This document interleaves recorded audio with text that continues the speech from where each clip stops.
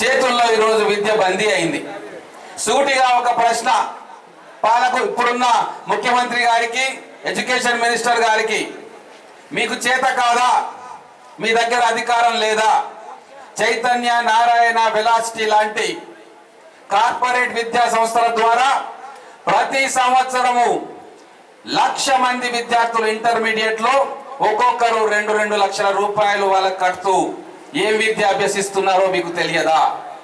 దాదాపుగా 2,500 కోట్ల పేద మధ్య తరగతి తల్లిదండ్రుల రక్తాన్ని ఈ 3 సంస్థలు తీసుకుంటే దాన్ని ఎందుకు మీరు నివారించలేకపోతా ఉన్నారు?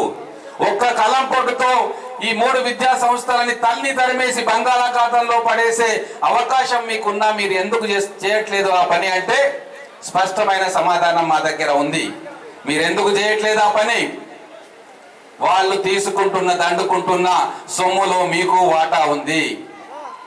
ఆ కార్పొరేట్ సంస్థల్లో మీరు మీ కుటుంబ సభ్యులు పెట్టుబడులు పెట్టిండ్రు. ఇంతకంటే దారుణమైన అవమానం తెలంగాణ విద్యార్థులకు కానీ తెలంగాణ స్టూడెంట్స్ కానీ వీళ్ళెవరికి జరగదు. అందుకే తెలంగాణ ఇంటి పార్టీ రాబోయే రోజుల్లో ఈ విద్యా సంస్థల అక్రమాల మీద ఖచ్చితంగా కన్నెర్ర చేస్తుంది. వాళ్ళను మూసేయించడానికి కూడా మా యొక్క ప్రయత్నం మేము చేస్తాం. ఎందుకు చెప్తున్నాను ఈ మాట? ఇది కేవలం విద్య విషయం కాదు, ఇది మన ఆత్మగౌరవ విషయం. ఈరోజు 1000 మంది తెలంగాణ నిరుద్యోగులు స్కూళ్ళు, కాలేజీలు నడుపుకుంటూ మన ఆర్థిక వ్యవస్థను బలోపేతం చేస్తూ ఉన్నారు. ఎన్నో లక్షల మందికి ఉద్యోగాలు ఇస్తున్నారు. మరి వాళ్ళందరినీ పక్కన పెట్టి ఈ 3 సంస్థలే 1000 కోట్ల రూపాయలు దండుకొని అక్రమ ఆస్తులు అమరావతిలో కొనుక్కుంటుంటే చూస్తూ మనం ఊరుకుందామా? లేదు.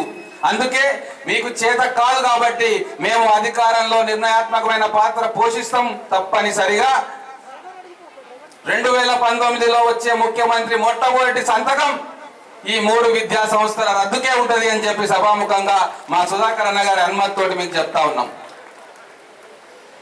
ఇంకో